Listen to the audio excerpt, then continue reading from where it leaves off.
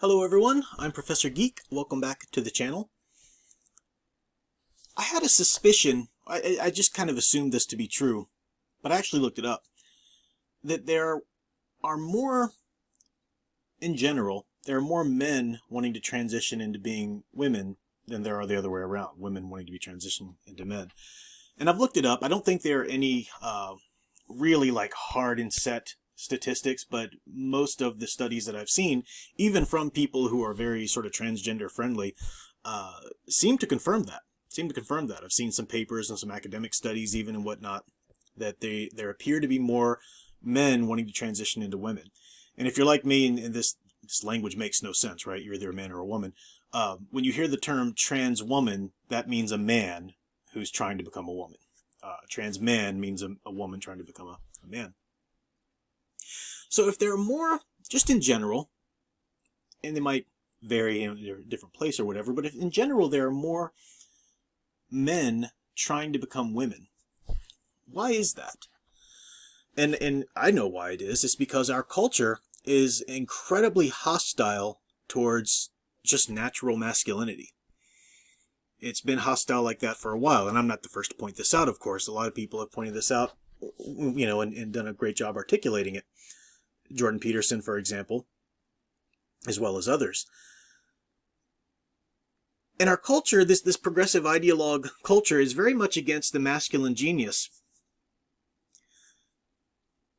This is why our popular fictional characters they're trying to deconstruct them in every which way possible. And this is one of the things that I'm going to chronicle in this video and in coming videos, specifically fatherhood. I'll get to that in a moment. But they want to, they couldn't get away with making Kal-El himself bi, so at least his son, at least whoever's wearing that S-shield needs to at least be bisexual. We got to get away from this heteronormative masculinity, Tim Drake needs to be bi too, and all of this. And that's just a stepping stone. Pretty soon you're going to see the comic book companies try to make these characters trans outright. Look for Poison Ivy, the trans woman, or something, very soon. That kind of nonsense. So why? Well, masculinity is a threat to all of this nonsense. Masculinity is hard, right? It's hard being really, truly embracing. The same thing with women embracing their feminine genius, It's what you're made for. Men and women are created differently. We have different abilities, different strengths in order to achieve different functions. And we can't paint that so clear-cut black and white, because even within the masculine genius, there's a spectrum of different types of functions, different types of men and masculinity that would achieve these functions, but it's very true. The left tries to portray masculinity, real, true, natural masculinity, as toxic, right? The only picture they'll ever give you of that is womanizing, unbridled violence, this kind of nonsense. Or as, we saw recently, Melissa Heinershi, before they told her that she couldn't speak anymore, they didn't quite do it quickly enough, because she gave that interview where she talked about, the problem with Bud Light is, well, the brand was just too fratty. It was just too fratty and out of touch. That's what they want to paint traditional masculinity as. It's so fratty, it's just so, uses women, it's violent, it's irresponsible, it's all these things. That's not masculinity. Now the problem is that a lot of people, especially younger generations growing up, if they rightly bristle against this kind of progressive ideologue attack on masculinity, one of the ways to sort of give a natural reaction to it is they react in the opposite. Oh, you don't like fratty behavior? I'm going to do nothing but fratty behavior. How do you like that? We see that a lot. And although you got to applaud any kind of standing up to the progressive nonsense, that's not really helpful, that kind of reaction, because that's playing into the straw man of masculinity that they've created. What is real masculinity? We've had fictional characters in our mythology for so long that have really shown that. The traditional iconic Superman, the traditional iconic Batman. And what have we seen in the last decade or so? We've seen these characters slowly deconstructed, slowly given more insecurity, more doubt, more focus on themselves, more navel gazing, and that's the antithesis of masculinity. So what is masculinity? Well, it's about strength. It's about having teeth. As Jordan Peterson is so adeptly pointed out many times, in basic interactions in the world, especially between men, there's that underlying threat of violence, which is to say that you have the power, the capability, and the will to protect yourself and your family, and you'll do so if need be, right? That's how civilized society works, because you know that you can't just go attack somebody without some consequences. And the progressive ideologues have tried to deconstruct that idea and try to shame men for having teeth, right? Having the ability, and they've tried to shame anyone who would even, consider, physically protecting themselves or those they love or whatever. They've really shamed that masculinity. And you've seen it in schools with children. Boys aren't allowed to be boys. They're not allowed to play. They're deemed, there's I'm no expert on this, but there's certainly an overabundance, this unnecessary prescribing them or diagnosing them as having attention deficit disorder or hyperactive and all this kinds of stuff, when quite often it's just that they're simply boys and they need to grow and develop as boys. And how do they grow and develop? Well, they grow and develop primarily, they're supposed to, with father figures. Father figures are the one that teach them these things. And, maybe, a lot of us didn't have the greatest actual father. You can still learn masculinity. We have father figures, that's for certain.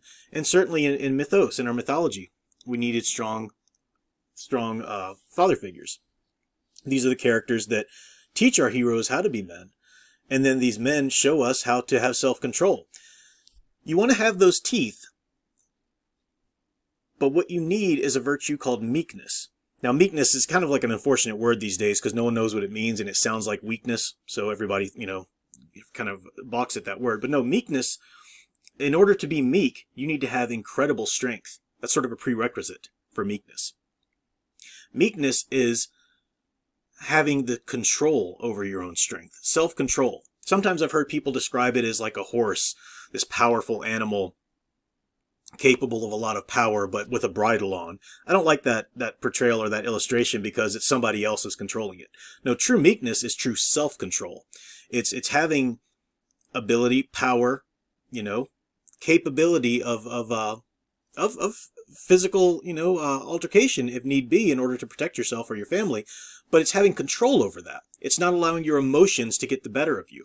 It's not allowing your, emotions to suddenly make you react in anger or react emotionally. Women by nature tend to be more capable with emotions, have a bit more of a ability centered in emotions. So for men to be overly controlled by their emotions, in a man, that's an overly feminine trait. And this is what we see in the reactions against this kind of attack on traditional masculinity, is that people emotionally react against it and just, well, I'll show you, here's my anger, or here's my womanizing, or here's whatever. So when they think they might be reacting by showing hyper masculinity, that's actually a feminized masculinity. And I don't mean that in any way that would speak ill against true femininity, but femininity is not something that should exist in a man. So if femininity exists in a man, it's going to be a negative in something like that. So real masculinity is that power. You've got the control over it. Okay, well, what is it for then? What do you use it? When do you let it out or whatever? You are there to protect and serve. This is what makes the masculine genius so perfect and a perfect fit for the feminine genius, is that women have that natural ability to nurture, to mother, even if they're not actual mothers, and men have that natural ability to protect and serve. And neither's going to find total fulfillment unless they find whichever way they are supposed to embody that masculine or feminine genius that they've been given. So you protect and you serve. This is the nature of manhood, is protecting those that are in your, sort of custody, so to speak. But even if you're not a father, or even if you don't have sort of custody over a child or whatever, you still have those around you. You still have people around you that you can protect. Maybe aging parents, or just, people in your vicinity and whatnot. You protect and serve, and that was the nature of the hero. That is the absolute nature of the superhero, to protect and serve. And somewhere along the way, we let it slowly become more navel-gazing. Batman's a perfect example. People got way too interested in, his internal conflict and his internal demons, and he's got to be a tortured soul, and he's got to be a little kind of crazy even, and he's got to do all of this. And then he's lost. That knight aspect of the character is lost. K-N-I-G-H-T. That's lost, because now we're only concerned about his rage or his internal conflict or whatever, and that's become far more interesting to people. Or they like the Punisher aspect of Batman. They want to see him act out in rage and go kill. That's where people say that Batman should kill. They want to see that kind of behavior, because they themselves don't know how to have strength and control it, right? Having strength and control it means when somebody's doing something annoying to you, you stand up and say, hey, this needs to stop. You have the responsibility and the maturity to address conflict. You don't just quash it down until you react violently against it. Men, particularly, aren't being taught these days how to address conflict, address things, that are wrong in society, or when somebody mistreats them in a way, they're not taught to address those things immediately, so they don't have to escalate into any kind of violent conflict or whatever. And as a result, because men aren't taught those skills, they repress it, and then even if they don't really quite act out in violence themselves, they seek out heroes. They become overly attached to Punisher-like characters, or they want to turn Batman into a character like that, and they find that so much more interesting because they want to live vicariously through a character who just acts out, and there's something to be said for some characters like that. There's a reason the Hulk appeals to people, or the Punisher himself, but Batman's never been that. And the fact that people want to take Batman and turn him into that is incredibly, it's really telling about our society, and it's a real problem. It's a mark of the downfall of culture, and it's a mark of the attack against masculinity. You think about, I'll do some separate videos, but you can, and I've talked about it before, but I'll probably talk about it again. Jonathan Kent, for example. You've seen the slow deconstruction of that character. You can't have a Superman who's more riddled with self-doubt and kind of more navel-gazing and really more worried about his own pain and sadness or whatever. You can't have that kind of Superman unless you really do away with the Jonathan Kent who's a good, strong father figure. So then suddenly you eventually get the Kevin Costner, I don't know, maybe you should have let the bus full of school children die. I don't know. People are going to be scared of you. Be scared. No, don't save me. Watch me die and carry that with you. That's horrid fatherhood. That is horrible fatherhood. And that's what you have to have, though, if you want a Superman who's no longer really masculine. And people will say things like, he's look at him, he's buff and he's powerful. That's not masculinity. That's not masculinity. Masculinity is being other-centered, having the strength and ability to protect and serve. The will and the capability to protect and serve. With Batman, one of the things we've seen, and this is just sort of a brief aside here, but I've talked about that sort of deconstruction of his character they want, even with the film The Batman. One of the things that people try to defend that film to me is he learns in the end that he has to be a symbol and all of that stuff. That's not what the movie contained, right? You had that little moment at the end, and you can try to think that justifies it all, but no, the appeal, the draw of that movie for people was the darkness, the angry, young Bruce Wayne and all of that. I even saw an article on Screen Rant, I'll try and find it and put the link below, where they were talking about how, I don't know, the Batman sequel, it could be kind of problematic because he learned that lesson at the end of the first one, and, we're not going to get darkness anymore, I mean, he learned a lesson not to be so dark and to try and be a symbol, and I don't know, that's what we liked about the first movie, and a lot of people, whether they admit that or not, that was their draw to the Batman film. And the article ended with some sort of, caveat, like, well, at least as long as they had the villains and it really goes truly dark with the villains, maybe that'll be okay. No, that won't be okay. So I'll put the link to that video, but that's the draw. That's the silly draw that people had for that. Now, one of the reasons we see Batman go that route is because they've deconstructed his father figure. Who is his father figure? Certainly Thomas Wayne, up to a certain point in his life. Absolutely.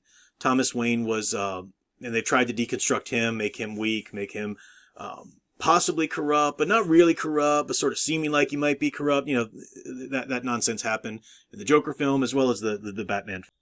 Think about Alfred. Alfred has been an amazing father figure to Batman, traditionally. Because Alfred was a butler. Okay, he had, you know, it eventually kind of came out, he had some sort of possible history in MI6 or whatever. But he wasn't, he's not a mercenary. He's not a soldier. He's a butler. And he was accepted as sort of one of the Wayne family, sure, but that was his career. It was a job. He was a butler. And as much as he might love the family, that was his job. Well, when the Waynes die, he consciously becomes the father for Bruce.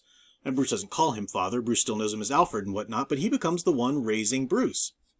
There are some others that help, you know, in the canon, perhaps Leslie Jones or Dr. Leslie, as well as, you know, others here and there. But Alfred raises him. And then, as Bruce grows into becoming his mission for Batman, Alfred has to accept that. And the best stories have Alfred, you know, kind of having some problems with that at times, wanting Batman to be a little safer, trying to be the voice of reason for him sometimes, you know, and whatnot. But Alfred has to realize this child, who I've accepted as my own, who I've, you know, given my life for now, has a destiny of his own. He has a destiny and a mission that's not mine. So I need to decrease as he increases. I need to be there for him and help him with his mission. And that's what Alfred does. It's a hard sell, you can imagine. It's something that he can't quite understand, and he has problems with it in the stories here and there. But he believes in his son, you know, his son, Bruce. He believes in, you know, the child he's taken on. And he wants to see him fulfill his mission in life. Not Alfred's mission, but his mission. This has been a wonderful, wonderful illustration of a father. Our culture today doesn't like that. All right, our culture today says that no, parents, you shouldn't. No, make sure you're always thinking about yourself. And you know, don't give yourself your life to your kids. No, make sure you're always still thinking about yourself. You know, in fact, if you get one of those pesky little pregnancies, just go ahead and terminate that life because it might be inconvenience to your life. You know, this is what our culture is today. When parenthood is about laying down your life for your children, for your family, spouse and children. Our culture doesn't like that. Our culture wants you fixated on you, wants you fixated on your own selfishness. And they can call that pride, they can call that all whatever they want, but it's a selfishness. They want you overly fixated on yourself because then they can control you a little bit better. If you're being self-sacrificing, if you're giving of yourself and trying to help others, then they can't really control you much because then you're concerned about the well-being of others. But if they can convince you that you are under attack and that you need to stand, you know, that's how they'll do it. So, what have they done to Alfred? Well, there was a move to make Alfred, it started in, I think, the Beware the Batman cartoon. That's the first time I saw it anyway, where like, Alfred can't be a butler. That's just so cheesy. Let's not make him be a butler. Let's make him be sort of a mercenary and the bodyguard even. And Zack Snyder jumped all over that with his garbage Alfred character in the Batman v Superman and whatnot. Oh, he's his bodyguard. He's his head of security. Because your average people today who don't respect masculinity or don't respect what real fatherhood is looked at Alfred. Oh, he's just sort of this, you know, old butler guy. We can't respect that. We need to have him, you know, burly and attacking and all this kind of stuff, which is nonsense. They don't understand what true masculinity is. True masculinity is laying down your life for someone else. And that's what Alfred did throughout the history of it. And there's this constant push to kind of recreate Alfred, make him a little grittier, make him, you know, we need to flesh him out more. The story needs to be more about him and this kind of nonsense. Which isn't to say he can't have interesting things about him or a backstory or whatever. You know, there is something to be said for any parent. You need to take care of yourself in order so you'll be able to take care of your family and whatnot. Of course, I'm not saying that, but we have the overextension the opposite way in society.